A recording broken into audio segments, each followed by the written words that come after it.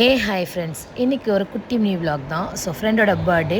So அதனால் afternoon போலவே தான் கிளம்பி நானும் என் ஃப்ரெண்டும் அவளுக்கு போய் சர்ப்ரைஸாக கேக் கட் பண்ணலான்னு சொல்லிட்டு கிளம்பி போகணும்.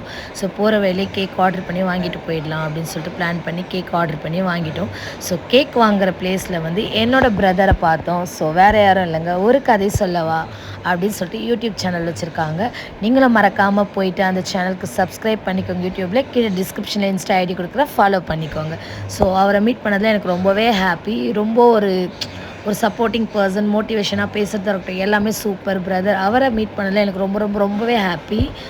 ஸோ அப்புறம் வந்து அண்ணாக்கு பாபாய் சொல்லிட்டு கிளம்பி ஃப்ரெண்டு வீட்டுக்கு கிளம்பி போயாச்சு. போயிட்டு கேக்லாம் கட் பண்ணிவிட்டு அங்கேருந்து கிளம்பிச்சு. காஞ்சிபுரத்தில் தீபாவளி அன்றைக்கி காலையிலேருந்தே ஒரே மழை தான்.